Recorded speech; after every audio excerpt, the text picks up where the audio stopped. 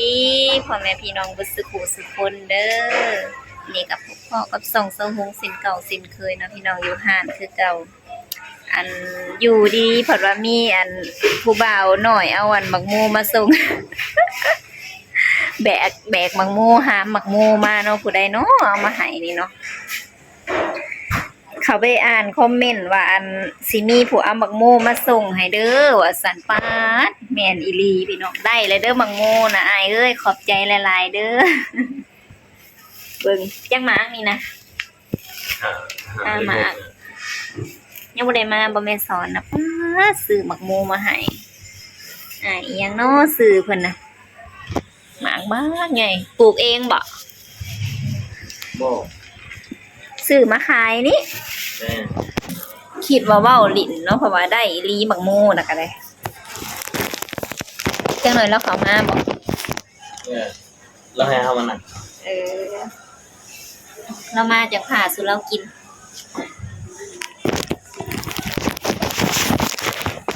สบายดีป้าลุงแม่อันเบายังก็ซื้อจ้ะนะซื้อลังบ่ลังสบายดีป้าลุงแม่บ่ลังสวัสดีพี่น้องป้าเบิ่งเสียหาหมักโมให้เบิ่งมากใหญ่ๆกระสอบยิงยกบ่ได้เนาะขอมันนะลายแห้งอยู่ดีซองประมาณ5 หมาก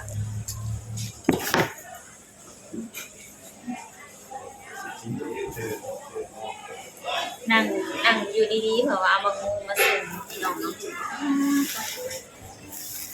แม่สอนเพิ่นสิมานำลังเนาะบ่บ่อยก็สิมานำลังพี่น้องแม่สอนเราบ่ได้มาราคาลงบ่ได้มาบ่คิดว่าสิมานำลังซั่นยกลายอยากยกลายหมางอยู่นะแต่ว่ามันยกบ่ได้อันนี้คือผู้มาส่งเนาะหมูมาขายให้เพิ่นซื้อให้บ่แม่นหาที่พวกมานับบ่ทั่ว3 4 5 6ดีใจแฮงเนาะได้กินหมักหมูแต่ว่าลมน่ะก็เสียงน่ะก็ไปเนาะเพราะว่าอากาศช่วงนี้มันก็หนาวเนาะสะฮงก็เบิดลงคลิปหลายมื้อพี่น้องเอ้ยก็คือบ่ลังเพิ่นก็มาตลอดเนาะเขาบ่บ่อยก็มาตลอดแต่ว่าบ่ค่อยได้ถ่ายสะฮงก็ได้บ่ได้ค่อยได้ออกกล้องแต่ได้มื้อนี้มีโอกาสอันได้บักโมแล้วก็มาถ่ายเลยซะพี่น้องเอ้ยเอาไว้ก่อนจังไว้อันบ่าวเพิ่นเข้ามาแล้วจังพาสู่เพิ่นกินเนาะหลายอันนี้ซื้อมาให้ลายแฮง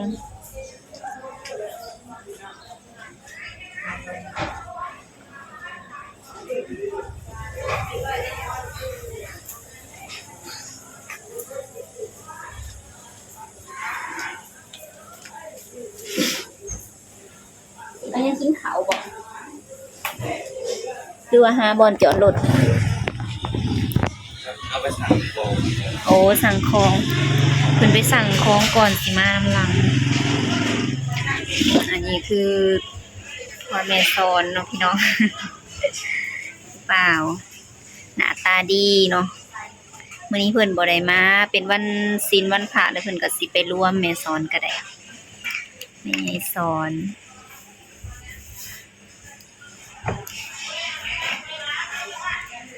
สื่อแล้วจังไดเนาะเห็นเรามาเม่นมื้อเช้านี่เพิ่นว่าอันสิมีผู้เอาหมักโมมาส่งเด้อสะฮงกะบ่ฮู้ว่าเพิ่นสิซื้อหมักโมให้เนาะขอบคุณหลายๆเด้ออ้ายจักอันเพิ่นอยู่ประเทศอีหยังก็หรือว่า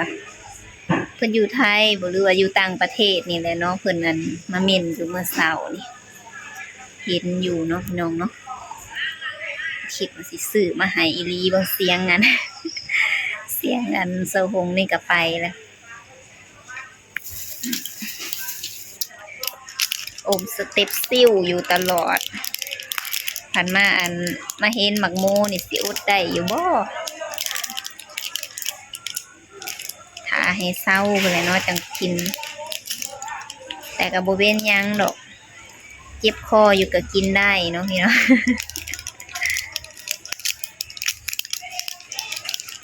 ว่าของหมักเลยหมักหมูนี่ก็ได้กินยาไปนำกินนั่นหมักหมูไปนำเนาะเพิ่มความหวาน ช่วงนี้ก็เป็นหวัดเป็นไอ อันมันอากาศมันเย็นลมเนาะบุญธาตุโพนก็บ่ได้ไปบุญนั่นธาตุพนมก็บ่ได้ไปพี่น้องเอ้ยบ่ได้ไปบุญบ่เมื่อคืนนี่ บ่ บ่ได้ไปปก แร ติ งไม่ใช่ครับ โอ้มื้อสิไปมื้อแรงมื้อสุดท้ายเนาะมื้อแรงเนี่ยเป็นตาม่วนอยู่พี่น้องเอ้ยเห็นเขาเจ้าไปเนาะเต้นอาหารหมอลำโด่งๆอยู่ที่พุ่นไงง่องเนาะอันช่วงอัน2มื้อก่อนนั้นลมเอาสไลเดอร์ขึ้นสไลเดอร์อันเด็กน้อยลินนะลมพัดขึ้นพูนมันลมเนาะมันก็เลยขึ้นปิวแหว่งเดี๋ยวจังหน่อยอันน้าบ่าวมาจากสิพาเอาหมูสุเพิ่นกินเนาะตอนนี้ก็ท่าก่อนพี่น้องท่าเพิ่นมาก่อนเนาะ กินอยู่บ่ของหมู สวัสดีสบายดีบ่ไหว บ่ไหวถ้าอันมันมาถือกับยำลมแน่เนาะมาแล้วผู้อันสิกินบักโมนำก็ปฏิเสธพี่น้องเอ้ยจักสิว่าจัง แห ได๋ น่น้อยเอาคุณไปให้กินเพิ่นเฮ็ด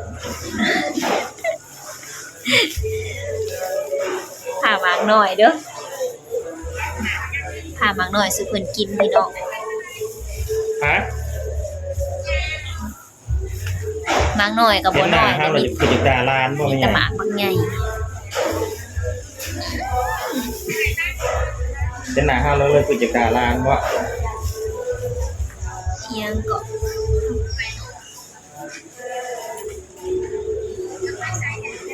หนูเหงาดังๆเสียงเพลงสิลอยมา เสียงเพลงลืมอย่าเผาก่อนแป๊บนึงมันอันนี่นะบางเด้อนี่ ซ้ำเพิ่นซื้อ เสียงเพลงนึง ฮอดแล้ว พวกหมากใหญ่ แม่นมาซื้อเครื่อง นี่สิพาหมากนี่แหละหัวสีแดงบ่แดงเนาะเดี๋ยวสิลองพาเบิ่ง ซื้อเครื่องมาแรงจะพาเขาไปบุญจะมาขึ้นอยู่เด้นี่นะเอานะ เอาไปขี่สไลเดอร์ บ่แม่นว่าขึ้นยังนะเอาอันเอาขึ้นไปไปให้บางเมียโทรบอกมันว่าเป็นยังไงเนาะใจหนึ่งนะมีใจหนึ่งแล้วโอ้มันเห็นสกูก่อนได้เติบอยู่แล้วตะกี้มาอาศัยบางเมียเนาะ เสียงเพลงกับพอเสียงเพลง มันก็เขาเนาะ ภูเขาเนาะอึ๊บเบิ่งสิพาอันนี้ก่อนพาเจือกก่อนพาอันนี้ก่อนบ่ เอาเออ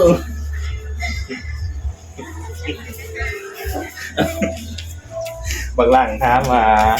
เจ้าสิหายไปบ้านเอารีบอกสันโอ้ยตัวสื่อแม่ว่ะ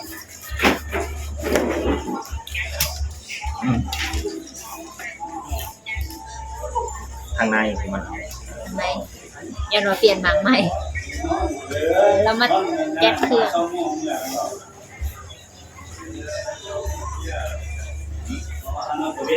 สายหลอกเก่ามึงเลิกจี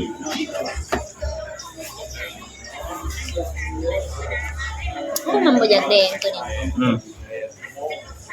เปลี่ยนก่อน เกิดบรรจุเรียบร้อยแล้ว เปลี่ยนหมากใหม่ก่อน หมอบอกมันไปว่าเกิดบรรจุไปเรียบร้อยแล้ว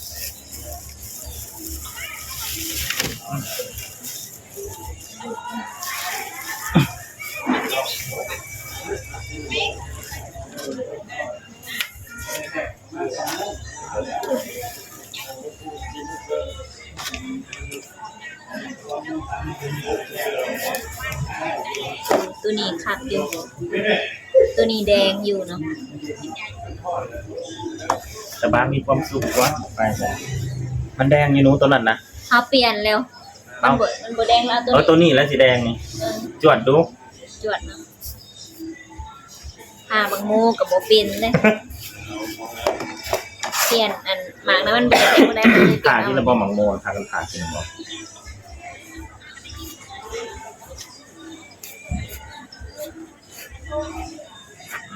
อ๋อ จวดโลดป้าคักอะไรไผละปลูกมาของเจ้าเองฮะ ซื้อมาขาย โอ้ซื้อมาขาย FC ซื้อให้ ป้าแดงคักอะไรตัวนี้มันแก่แน่มันก็เลยอันงามนะ บางอย่างนะซื้อมาขาย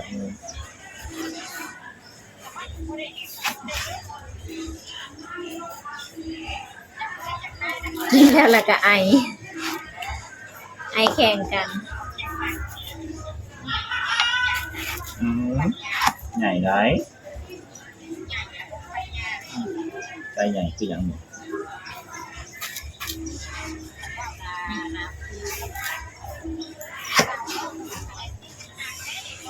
อ่ะบอลังซิม นั่ง ซิม นั่งกินน้ำมัน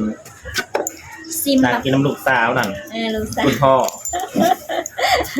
ยับเขามาหากล้องแน่เลยค่ะ วันนี้นะคุณแม่แล้วเราวันผ่าน ไปรวม สวัสดีพี่น้อง มาแล้วคุยแล้วแหละมาเลยอุ้ยกล้องอันนั้นเอียงเกาะ เป็นหน้า ตั้ง ข้าวมันเป็นจุดดาลานบ่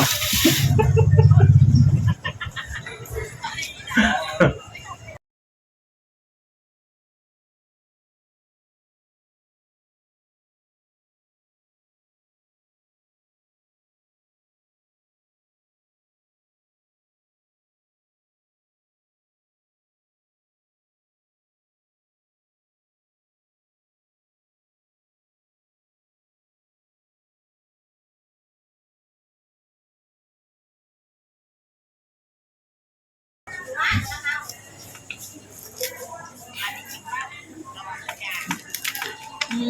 ม ชาเหลืองสื่อ หวานพี่น้อง ชาเหลืองข้าว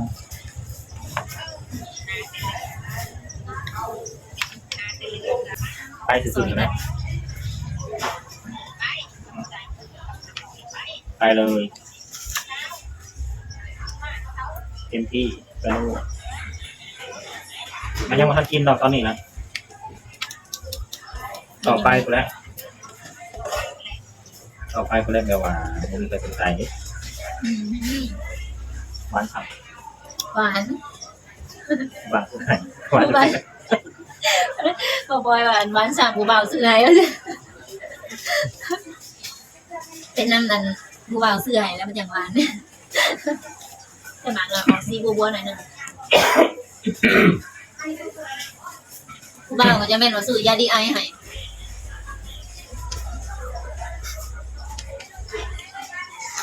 อืม โดย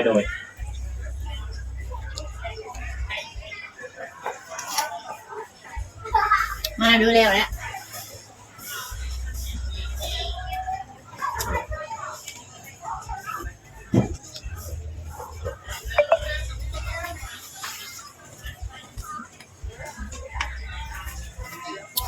ได้ยังเนาะ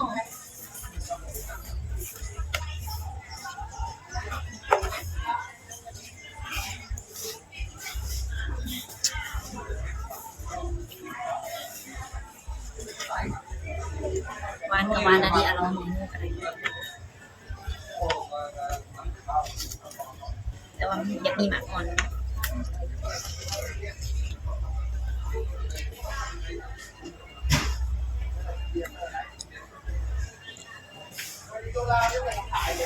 อืม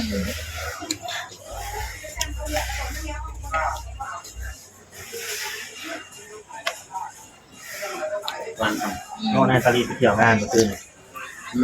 นาตาลีไปเที่ยวงาน เขาจะไปไล่นะมึงเนี่ยบุญพระธาตุพนพื้นที่2ลูกกับไปนะ บอกว่าเขาสิได้ไปสิเนี่ยเขาเห็นในคลิปนะเขาจะไปเป็นยังก่อนเซาเอ่ยนะ มันเป็นไข่ ใครเนี่ยแหละ ไปไหนฮะไปหาหมอ สักยาบอก เป็นสัญญาณ นั่นบอกซักว่าบ่อยากลงง่ายนะเพราะว่าคันกินเอานั่นมันบ่แห้งคันซักเลยมันแบบมันไข่แน่ดีมันดีแน่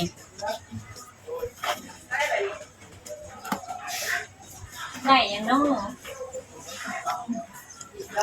เราทำได้เด้อได้ยังมาไหม ไอ้ละ ไม่ไหวไหม ไม่ไหวนี่เบิ่งเสียงเขานี่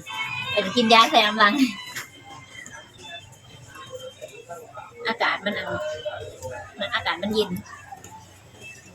เห็นเบิร์ดเริ่มอาบไหมนะ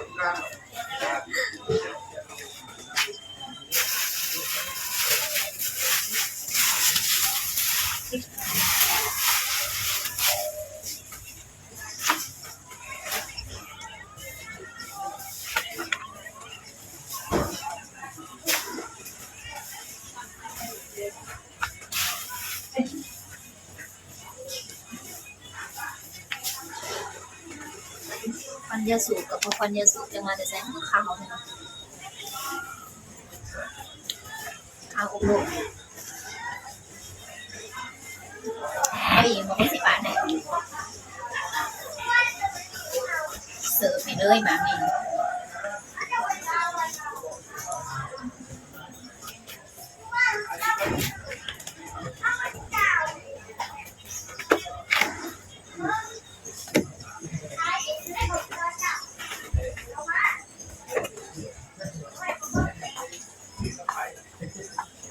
วันนี้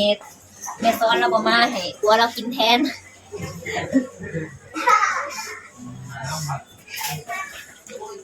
ถือมือวันศีลคนเลยบ่ได้มา แม่นฉันก็ได้มาน้ำกัน คันแม่นซั่นเรากับได้มากินบักมูนำกันเลยของมาส่งกับมาส่งมื้ออันวันศีลเนาะ ผมมีเงินก็เลยเขามาขอเงินก็ผู้ใหญ่ใจดีเป็นสื่อมาโม่เลยเป็นฝากเงินมามือหนอกเต็มมาหาเงินบ่ได้ตามที่นี่ เป็นหยัง มันโดนแบล็คลิสต์สื่อนะครับบ่ได้ เฮ็ดอะไรบัดนี้ ท่านฝากเขาวันมันที่ไม่ตรงกันได้ แต่เงินก็เข้าฝากเฮ็ดอะไรบัดนี้มันโดนคืนบ่มันตีกลับบ่โอ้แนมกับโพดดอกคิดว่าก็ได้ สะกดจิตเลยเนี่ยเขาทางมา บอกคุณมาสั่งได้มาเป็นผู้กู อืม ได้ยังเนาะ เป็นของผู้เรียน เฮาสิให้จะเบิ่งเลยกล่องมันคือเป็นอะไรไฟมันพอนะ มันขาวโพดมันหนาเท่านี้มันขาวโพด มันเกินจริง ได้ยินบ่มันเหลืองเลยจริงๆมันเหลืองนะเนาะ ก็ถ่ายเช้าวงปากสอบเลยมอคุณหมอโอ้ได้ป่ะตอนแรกว่าสิบได้มากมือนี่ได้ป่ะ เดี๋ยว มือเวลาจะซื้อซื้อของว่าเงินตรงนี้ ก็คือมังโง่นี่ก็เป็นเคทีในบางประเทศเรือเขานี่เขาคงมีมันค่ากับประเทศเรือไทยแต่มันสามไทยสื่อสัมพันธ์ในรุ่นเขาเลยสื่อรุ่นไทยนี่คือมันก็เลยมาหลังสุดท้ายก็เต็มถึงในสุพรรณแต่ที่นี่ที่ไหนจะดีเป็นสื่อสุนันท์หรือสื่อมันสื่อเอาไปลงวัดเนี่ยนี่ ก็ยังดีนะคะเจ้ายังรู้จักหาเฮ็ดหาแบบว่าปลูกนะคือว่าคนดูได้ปลูกมังมูได้นะคือว่าดูได้ โง่มันบริเวณดูแลง่ายๆ มันบ่แม่นเรื่องง่ายเด้ปลูกมังมูแล้วต้องพดน้ำต้องหาบต้องแก้ต้องอันนั้นหลายอย่างดูแลทั้งดิบแล้วดิบหมาพี่ช่างมันคนธรรมดาคือเฮานี่เฮ็ดบ่ได้ถ้าบ่มีคนแม่น เอาล่ะอย่าง บางคนเขาบ่เฮ็ดซักคือเฮานี่ก็บ่มีความแบบความอดทนหลาย ความ ปาน สั่ นั้ ง น กินก๋วยเตี๋ยวน้ำตาลจะสิเต็มเข่งบ้างนะ อันนี้เก็บมื้อนำเลยนะ นะ มักพริกนี่ก็มีเอาอยู่บ่มันไว้ใส่เขาแถมให้เขาใส่ไปเบิดแต่เขาย้ายให้เขาเพลงไทยก็เอาอยู่ว่ามักพริกอันเฟอร์นี่เขา มัน ก็ จะ เอา ไปแรกมันจะไปหน่อยไป บ่พาเขาไปเห็นอันคลิปอันนั้นมัน